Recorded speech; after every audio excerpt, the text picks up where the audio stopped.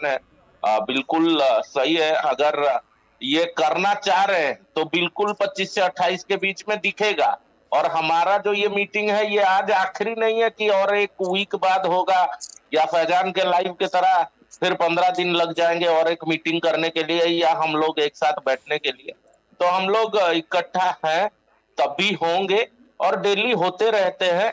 तो इसमें अब चर्चा परिचर्चा करने की कोई इशू नहीं है।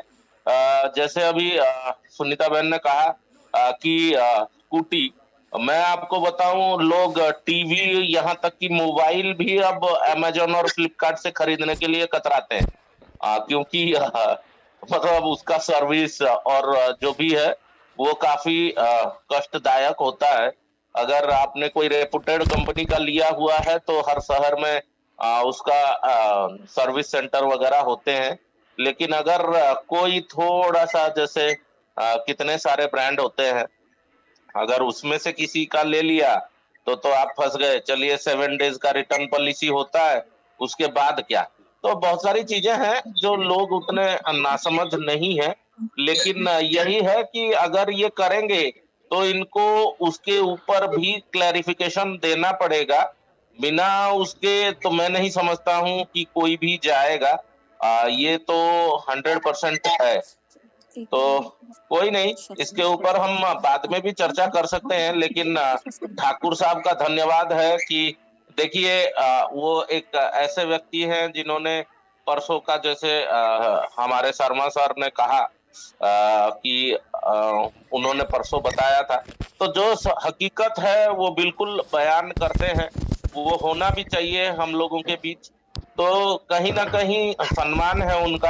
देखिए, बातें ठाकुर जी अपने मन से नहीं बोले हैं। कहीं न कहीं उनको जो सुनने में आया, उन्होंने उस चीज़ को यहाँ रख दी है। तो अगर हम उसके ऊपर अभी से देखिए, अगर हमें नदी में नहाना है तो नदी तक तो पहुँचना ज़रूरी है ना।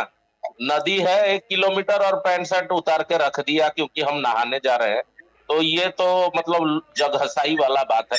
तो अभी हमको पहले नदी तक पहुँच जाने दीजिए, फिर देखते हैं कौन कितना पानी में घुसता है। तो कोई दिक्कत नहीं है, उसके बारे में तो हम लोग चर्चा करते ही रहेंगे। शायद हर्ष भाई आज बिजी चल रहे हैं तो आज भी मीटिंग में नहीं आए हैं।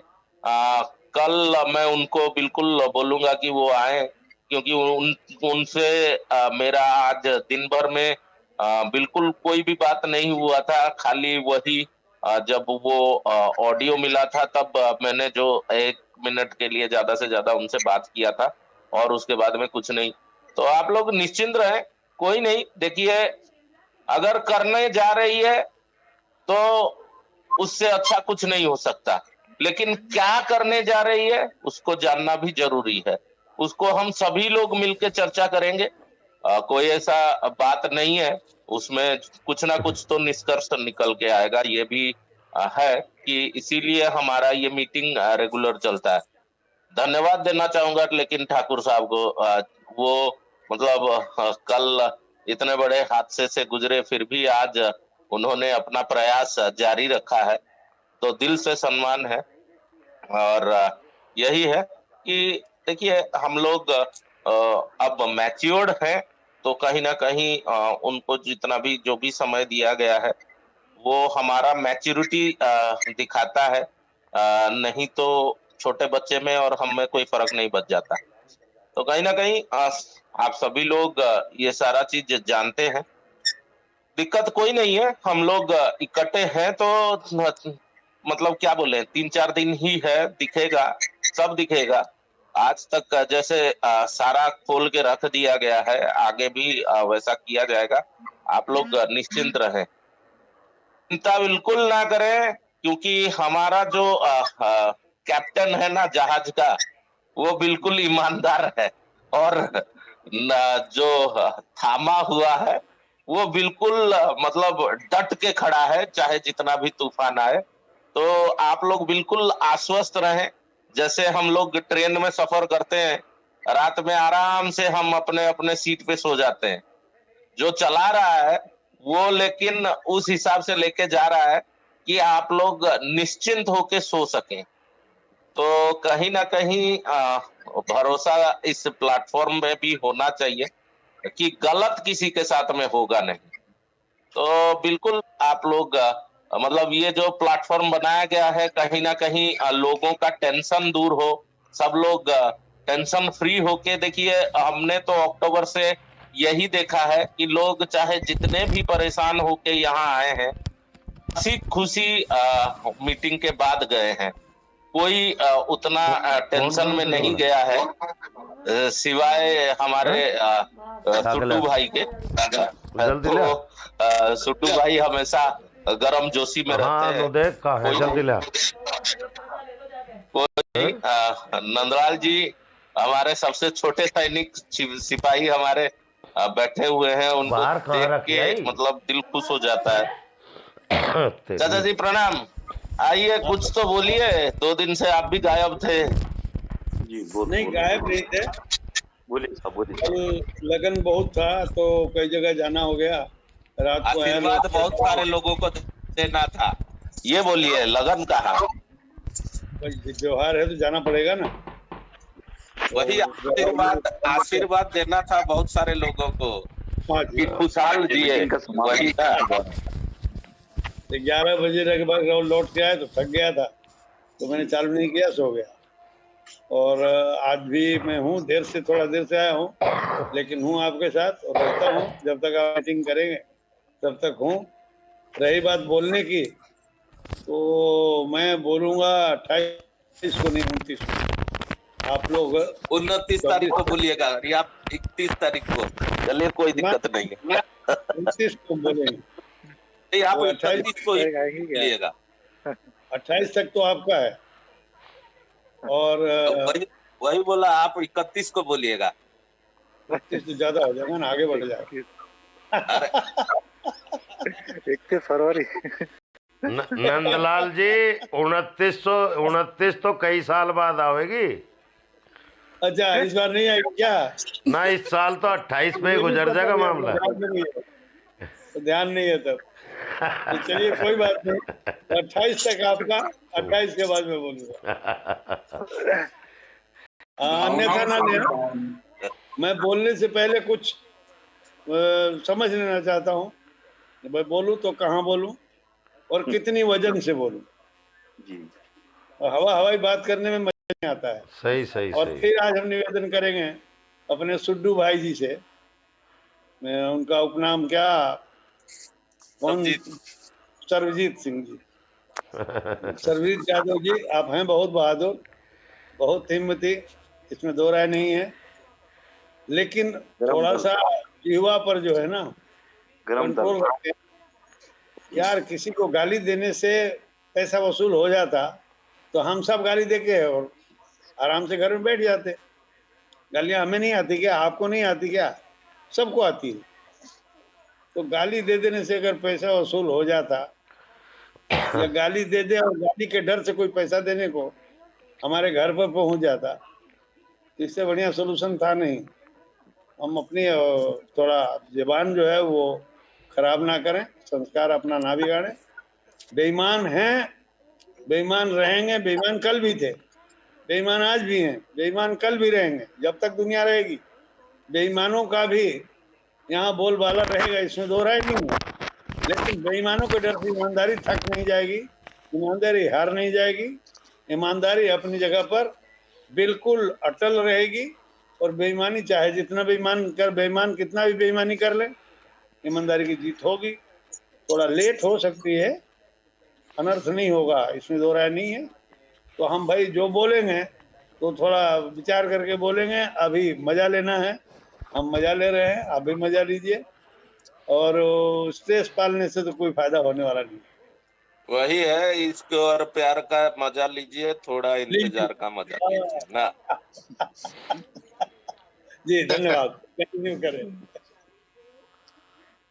चलिए चलिए, यही हंसी खुशी हम अपनी लड़ाई लड़ रहे हैं।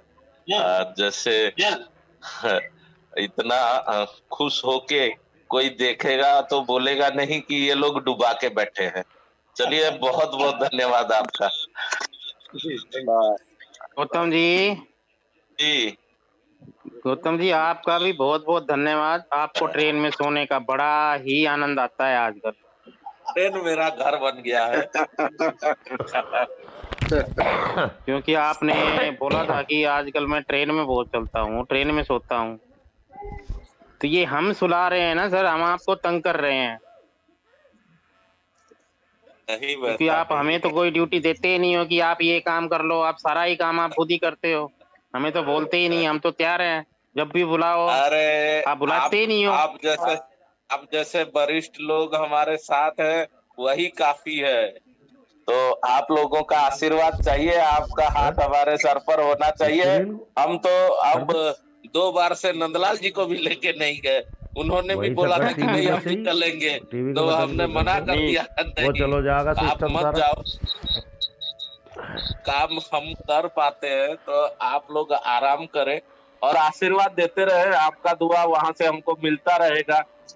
तो कोई दिक्कत नहीं है आगे। मतलब हमको अगर कोई कुछ भी सामने वाला सोच के आया होगा ना, तो आपका आशीर्वाद जो है हमारे लिए ढाल बन के खड़ा है, तो वो हमको उतना पता है।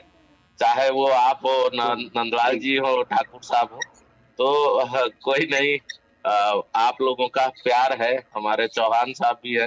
हालांकि वो आके चुपके से उड़ीसा घूम के चले गए, तब हम दिल्ली में थे। तो नहीं तो उनसे मुलाकात भी करते, कोई दिक्कत नहीं है। बस चलो आप लोगों का यही प्यार चाहिए। मैं एक बार ठाकुर साहब से भी कुछ कहना चाह रहा था। ओ विक्रांत बिल्कुल कहिए ना।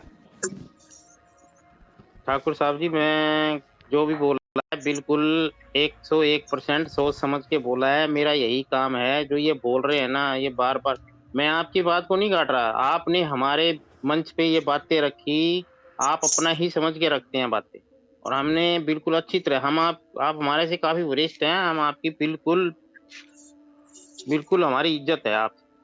लेकिन कुल मिला के अभी लगता यही है कि ये बार बार कुछ और पंगा करेंगे। अब 25 या 28 लास्ट एंड फाइनल है। बिल्कुल इनके झांसे में ना आना आप। 25 और 28 का मतलब 25 से 28।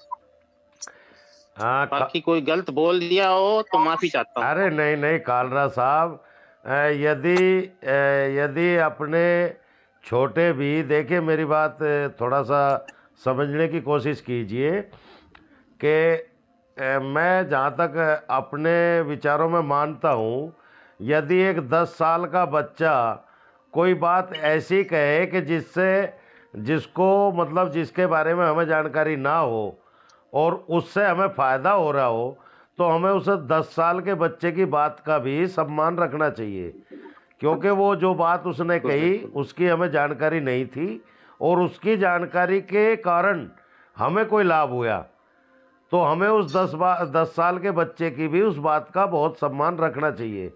तो मैं कभी ये नहीं मानता कि एक छोटा आदमी या एक छोटी उम्र का आदमी मतलब ऐसा क्यों बोल रहा है, ऐसा कुछ नहीं है। एक 80 साल के बुजुर्ग को, आज मैं एक छोटी सी बात आपको बताऊंगा। आपने कोई भी डिग्री ले ली हो और आप कितने भी पढ़े लिखे हों, लेकिन यदि आप खेत की तरफ नहीं गए, नंदलाल दादाजी ध्यान से सुनना, यदि हाँ यदि आप खेत की तरफ नहीं गए और आपने अमेरिका में भी पढ़ाई करी, लंदन में भी करी और फिर आगे इंडिया वापस, और आपको दादा नंदलाल जी ने कहा अरे कहाँ कहाँ तक कह रहे दादा मैं तो ये कर दिया वो कर दिया, अच्छा कहना जरा ये हल पकड़िए, एक हलाई लेके आ, तो अगर उसके हाथ में आपने हल दे दिया तो वो बैलों के पैर फाली से फोड़ डालेगा। बैल का पैर एक एक भी साबुत नहीं मिलेगा तुम्हें। तो ऐसा नहीं है। ठीक बात है देखिए ये। देखिए फिजिकल एक अलग चीज़ है, प्रैक्टिकल एक अलग चीज़ है। और ये मानिए आप कि जब तक आप किसी चीज़ को प्रैक्टिकल नहीं करेंगे तो आप चाहे कितना पढ़ लिख ले उसका ज्ञान आपको हो नहीं पाएगा। तो ये बात तो वो आदमी फील करेगा कि जो ये समझता हो कि मैं सर्वगुण संपन्न हूँ। सर्वगुण संपन्न तो कृष्ण जी नहीं हुए, राम जी नहीं हुए, या आप किसी भी मतलब किसी के भी पैगंबर से कहें सर्वगुण संपन्न। तो अब अगर रामचंद्र जी 14 गुण संपन्न थे तो रावण 16 गुण संपन्न थे, लेकिन फिर भी रावण की कुछ कमियों के कारण राम के हाथ उनकी गति हुई है। तो ये नहीं है कि, तो मैं ये समझता हूँ कि मैं बच्चों से भी ये क्लियरिटी करता हूँ, बेटे अगर हमारी बात पसंद ना आवे तो अपनी बात हमें पसंद कराओ। जब तक आप हमें सेटिस्फाइड नहीं कराओगे तो हम तुम्हारी भी नहीं मानेंगे। लेकिन अगर तुम हमें सेटिस्फाई कर दोगे तो हम समझेंगे कि भाई हाँ बच्चे सही कर रहे हैं और हम गलत हैं यहाँ पे। तो ठाकुर साहब जी चौहान साहब बोलिए सर। ठाकुर साहब जी, भगवान का लाख लाख शुक्र है कि आप बच्चों परिवार की बात कर रहे हैं। हमें तो परिवार ने बेदखल कर दिया है। मैं तो डर के मारे गर्दन छिपा हूँ। उन्होंने कहा पैसे लेके आओ, घर ने तो वहीं आश्रम वृंदावन चले जाना। इस साल 24 दिन की यात्रा भी की, भगवान की कामाख्या भी गई, पशुपतिनाथ भी गई। मैंने कहा शायद सद्बुद्धि दे भगवान, प्रार्थना करता रहा। लेकिन देखो साहब, देर आए दुरुस्त आए। आखिर आप लोगों का बरद हस्त हमारे साथ है और हमें ऐसे मजार मत छोड़ना। कुछ लोग जंतर मंतर जा रहे हैं, वो लोग भी चाह रहे थे, अब उनका क्या होता है वो भी अधूरा है।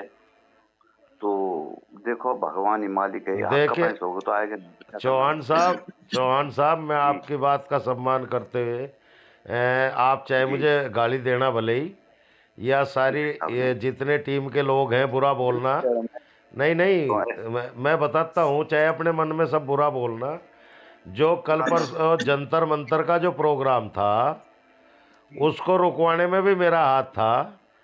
उनके लीडरों से मैंने बात करके और रिक्वेस्ट की, मगर भाई हमने इन्हें 28 तारीख तक का टाइम दे रखा है, आप लोग अगर ये बीच में बिगुल बजाओगे तो उन्हें एक बहाना और मिल जाएगा, कहने लगा जी वो करने तो जा रहे थे लेकिन वो जंतर मंतर पर उम्र हो गया।